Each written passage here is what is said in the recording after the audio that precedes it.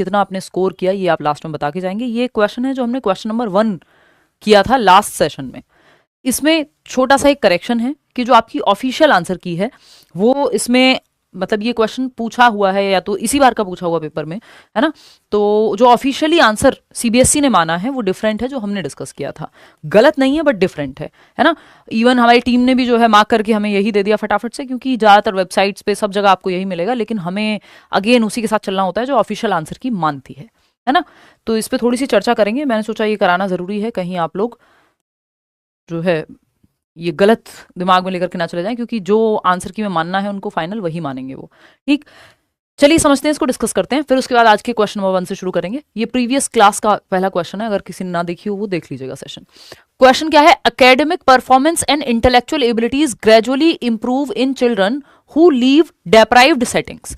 यानी academic performance यानी पढ़ाई लिखाई में जो परफॉर्म कर रहे हैं बच्चे की, मार्क्स से लेकर के उसकी पढ़ने का लेवल से लेकर वो इंक्रीज हो जाएगा, उसकी इंटेलेक्चुअल एबिलिटीज बेहतर हो जाएंगी, धीरे धीरे सोचने समझने सीखने की क्षमता बेहतर हो जाएगी उन बच्चों में जो लीव कर देते हैं या छोड़ देते हैं डेप्राइव्ड सेटिंग्स को। डेप्राइव्ड सेटिंग्स कौन सी है? वंचित परिवेश। वंचित परिवेश जहां सीखने की, खेलने की, जानने की, खाने की, पीने की अच्छे अवसर या अच्छी अपॉर्चुनिटीज अवेलेबल नहीं है, या डेप्राइव्ड मतलब वंचित हैं वो एक नॉर्मल लेवल से भी, चाहे वो पोषण का हो, चाहे वो इंटेलेक्चुअल एबिलिटीज का हो, चाहे वो अच्छे टीचिंग मेथड्स का ना हो, है ना। तो वंचित परिवेश से निकाल करके बच्चे को अगर हम एक अच्छे एनरिच्ड एनवायरनमेंट में रखते हैं, जहां उसको जिस सब्जेक्ट में दिक्कत है एक्स्ट्रा हेल्प मिल रही है, अच्छे मेथड से पढ़ाया जा रहा है, खाना पीना ठीक है, एक्टिविटीज करने को मिल रही हैं जिससे उसकी इंटेलेक्चुअल एबिलिटीज बेहतर हो रही हैं, तो क्या होगा? बच्चे का जैसे एनवायरनमेंट चेंज होगा, एक अच्छा एनरिच्ड एनवायरनमेंट में बच्चा आएगा तो उसकी सीखने की क्षमता बढ़ जाएगी, उसकी कॉग्निटिव और इंटेलेक्चुअल एबिलिटीज बढ़ जाएंगी। ये बात एकदम सही लग रही है हमें यहाँ तक। The above argument points primarily towards which of the following debates of development? Generally हम 4 डिबेट पढ़ते हैं डेवलपमेंट की। एक हेरिडिटी एंड एनवायरमेंट है, नेचर वर्सेस नर्चर डिबेट, यानी अगर आप अच्छा वातावरण देते हैं तो वातावरण ज्यादा महत्वपूर्ण है ये कहता है, दूसरी तरफ है कि नहीं हेरिडिटी ज्यादा इंपॉर्टेंट है। इस डिबेट का तो ये पार्ट है ही, यही हमने डिस्कस किया अभी था लास्ट क्लास में। ऐसा नहीं है कि ये इसका पार्ट नहीं है, ये लार्ज डिबेट है जिसको हम कहते हैं कि है तो एनवायरनमेंट का ही अंतर, लेकिन इसमें भी एक स्पेसिफिक डिटेल है जो यहां आएगी। दूसरा हम पढ़ते हैं जो है आपका कि अर्ली चाइल्डहुड का ज्यादा असर होता है कि बाद का, अर्ली लाइफ एक्सपीरियंसेस का आप पे ज्यादा प्रभाव होता है कि बाद वाले, तो अर्ली लाइफ एक्सपीरियंसेस का प्रभाव ज्यादा होता है, ज्यादातर लोग ये मानते हैं। कॉन्टिन्यूटी वर्सेस डिसकॉन्टिन्यूटी की एक डिबेट है कि डेवलपमेंट कॉन्टिन्यूअस है या फिर डिसकॉन्टिन्यूअस है, जैसे प्याजे बताते हैं स्टेजेस में टूट करके चलता है, बाकी लोग कहते हैं कॉन्टिन्यूअस है, या वाइगॉत्स्की कहेंगे कॉन्टिन्यूअस है ना, कि एक स्लोप पे चढ़ने जैसा है ना कि सीढ़ी चढ़ने जैसा है। सीढ़ी चढ़ना मतलब डिसकॉन्टिन्यूअस या अनिरंतर। ये डिबेट्स हो गई आपकी जो डेवलपमेंटल डिबेट्स हैं। ठीक, फिर हेरिडिटी एंड एनवायरनमेंट की डिबेट तो है ही। एक और आपकी डिबेट है जिसको हम जनरली डेवलपमेंट की तरफ नहीं देखते थे, लेकिन इन्होंने जिस तरह से पूछा है और जो आंसर मार्क किया है इसको हम लर्निंग के पर्सपेक्टिव में देखते थे। तो इसका जो ऑफिशियल आंसर है वो है एंटिटी वर्सेस इंक्रीमेंटल व्यू। अब ये इंक्रीमेंटल व्यू ऑफ लर्निंग हम जनरली इसको देखते हुए आए, ना कि डेवलपमेंट की डिबेट में हम इसको पढ़ते हैं, क्योंकि अगर डेवलपमेंट की डिबेट में पढ़ेंगे तो ये इसी के अंदर आ जाएगा हेरिडिटी और एनवायरनमेंट के। तो हेरिडिटी और एनवायरनमेंट जो हमने मार्क किया है वो गलत नहीं है, लेकिन ये टू बी प्रिसाइज उन्होंने फॉलो किया है एंटिटी वर्सेस इंक्रीमेंटल व्यू को, है ना, और यही ऑफिशियल आंसर भी है। तो जो सीबीएसई मानता है आपको उसके साथ जाना पड़ता है, और गलत नहीं कह सकते इसको हम पूरी तरह से, है ना।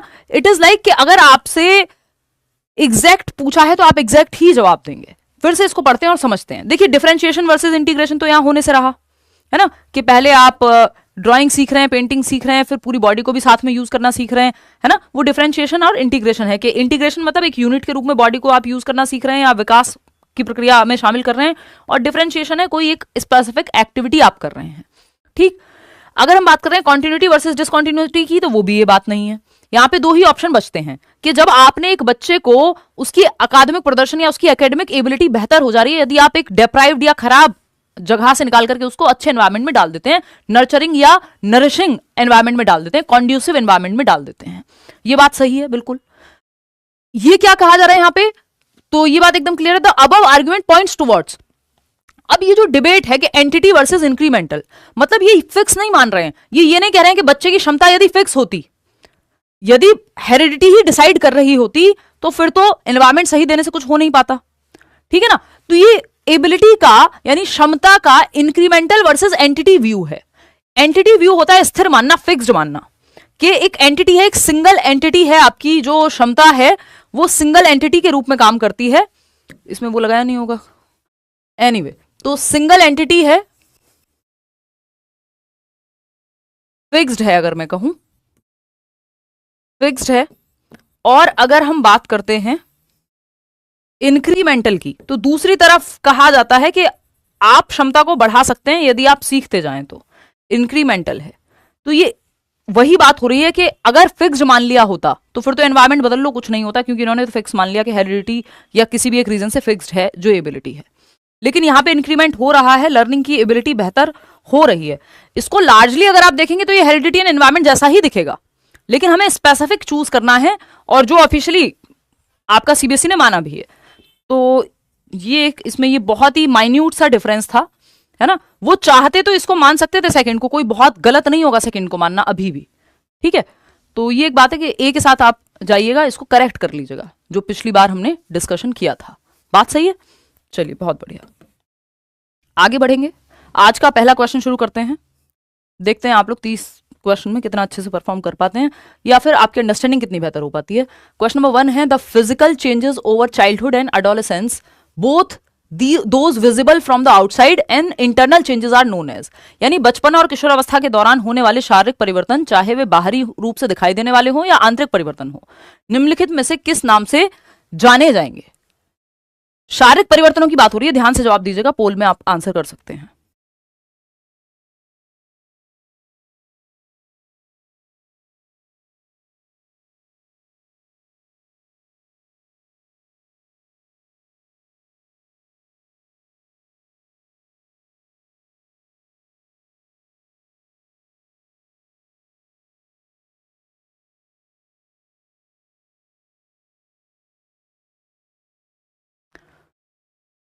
फोर्टी 41% लोग बी ऑप्शन दे रहे हैं, मैचुरेशन।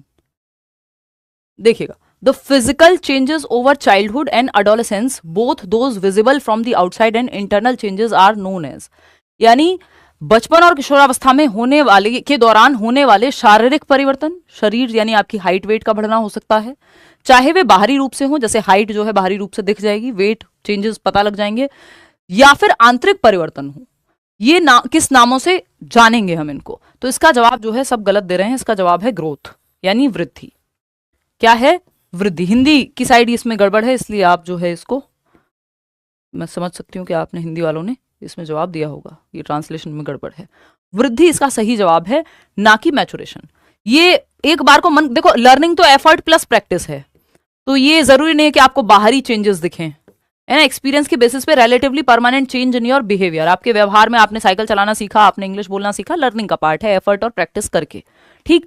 लेकिन वही बात जब हम मैचुरेशन की कर रहे हैं तो ये बायोलॉजिकल है, जो आपकी अनफोल्डिंग है कैरेक्टरिस्टिक्स की, यानी समय के साथ जो क्षमताएं अनफोल्ड हो रही हैं, आपके दांत निकल रहे हैं, आपकी टांगों में जान आ रही है ना, ये मैचुरेशन है, बायोलॉजिकल प्रोसेस है। लेकिन इसमें सिर्फ शारीरिक परिवर्तन आएंगे ये कहना गलत होगा।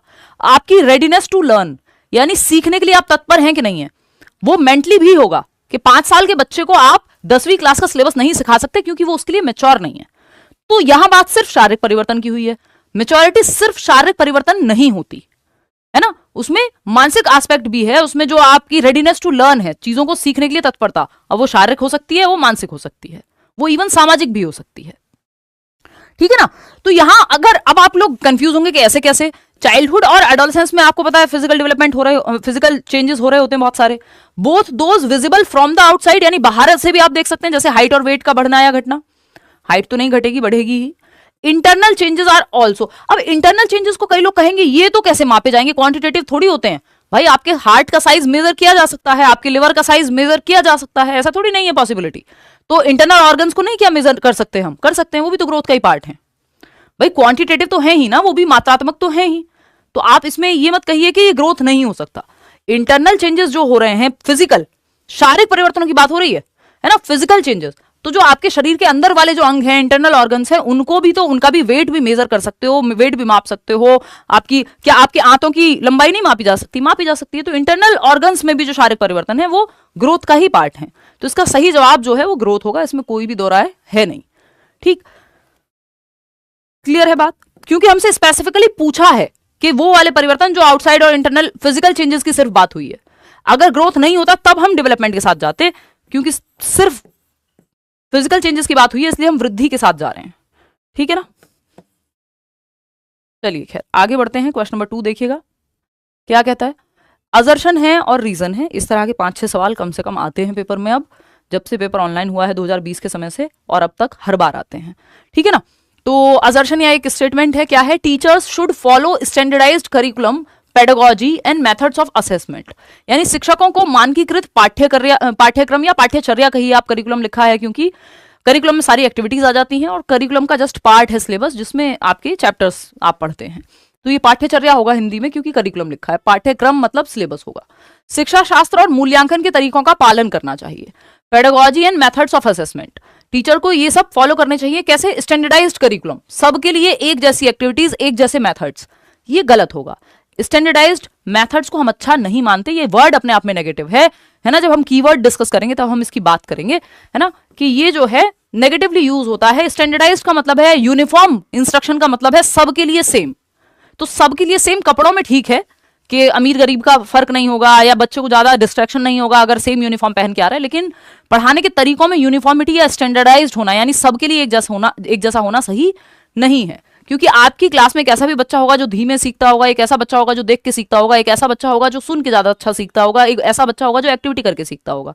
लेकिन अगर आप सबको एक ही मेथड से पढ़ा देंगे, स्टैंडर्डाइज्ड करिकुलम मतलब, देखिए सिर्फ सिलेबस की बात नहीं हो रही है, चैप्टर सबके लिए सेम हो सकते हैं, उनको पढ़ाने का तरीका, एक्टिविटी कराने का तरीका, किसी स्कूल में कुछ होता है, किसी स्कूल में सुबह प्रेयर कोई और होती है, दूसरे में कुछ और होती है ना, छुट्टी के टाइम पे कुछ और होता है, गेम्स अलग खिलाए जाते हैं। तो करिकुलम में सारी एक्टिविटीज आती हैं, आपकी प्रेयर से लेके जो भी करिकुलर एक्स्ट्रा करिकुलर एक्टिविटीज हो रही हैं। तो इसमें सिर्फ सिलेबस नहीं है कि सिलेबस सबके लिए अलग अलग बना दो, नहीं, सिलेबस अलग बनाने की बात नहीं हो रही है, बात हो रही है सारी ही एक्टिविटीज के लिए। तो टीचिंग मेथड्स और एक्टिविटीज डिफरेंट डिफरेंट हो सकती हैं, सबके लिए स्टैंडर्डाइज्ड या सेम रखने की जरूरत नहीं है। यहाँ पे स्टैंडर्डाइज का मतलब है सबके लिए सेम, जो कि सही तरीका नहीं है। फिर हम इंडिविजुअल डिफरेंसेस को काउंट नहीं कर पाएंगे, यानी व्यक्तिगत विभिन्नताएं, एक बच्चे को किसी चीज में इंटरेस्ट है, दूसरे को किसी और में, तीसरी किसी और में इंटरेस्ट है या रुचि है, और चौथा है जो कुछ और काम अच्छा कर सकता है। एक बच्चा साइंटिस्ट बन सकता था, उसको भी सेम पढ़ा दिया आपने, सेम मेथड से पढ़ा दिया। एक बच्चा स्पोर्ट्स में जा सकता था, लेकिन आप तो सेम ही एक्टिविटी करा रहे हैं सबको, तो वो गलत हो जाएगा। रीजन क्या है इसका, educational systems should ignore and dismiss individual differences among the children. जो एजुकेशनल सिस्टम है, शैक्षणिक प्रणालियां हैं, उनको बच्चों के बीच व्यक्तिगत मतभेदों को या व्यक्तिगत अंतरों को, मतभेद भी कहना उतना सही शब्द नहीं होगा, व्यक्तिगत विभिन्नताओं को इग्नोर कर देना चाहिए और बच्चों को बना देना चाहिए रोबोट, क्योंकि वो कह रहे हैं इंडिविजुअल डिफरेंसेस को डिसमिस ही कर दो। अगर इंडिविजुअल डिफरेंसेस जो है डिसमिस हो जाएंगे तो क्या होगा, हम सब रोबोट्स बन जाएंगे, और ह्यूमंस रोबोट्स नहीं है। हमारे सबके इंटरेस्ट, एप्टीट्यूड, एटीट्यूड, नजरिया, यानी हमारी रुचि, हमारी क्षमता सब अलग अलग होती है। तो इंडिविजुअल डिफरेंसेस होने ही चाहिए, नहीं तो हम रोबोटिक बन जाएंगे, ठीक है, चिट्टी रोबोट बन जाएंगे। तो दोनों जो है ये गलत हैं, ए इज ट्रू नहीं, both A and R false. 67% लोग सही जवाब दे भी रहे हैं। तो स्टैंडर्डाइज्ड टेस्ट की आप बात कर सकते हो, लेकिन स्टैंडर्डाइज्ड टेस्ट की भी यही प्रॉब्लम होती है कि वो इंडिविजुअल डिफरेंसेस को काउंट नहीं कर पाता, कि वो व्यक्तिगत विभिन्नताओं का ध्यान नहीं रख पाता। सबके लिए सीटेट आपके लिए थोड़ी अलग से बनाएंगे, वो इंडिविजुअल डिफरेंस का ध्यान कैसे रखा जाएगा, वो तो स्टैंडर्डाइज मतलब सबके लिए, एक बड़ी पॉपुलेशन के लिए बना दिया गया। तो इसके अपने फायदे नुकसान है, लेकिन स्टैंडर्डाइज्ड करिकुलम या स्टैंडर्डाइज्ड मेथड्स नहीं होने चाहिए। समझ रहे हो बात को, वो बहुत भले की बात नहीं है बच्चे की, क्योंकि आप सभी बच्चों का ध्यान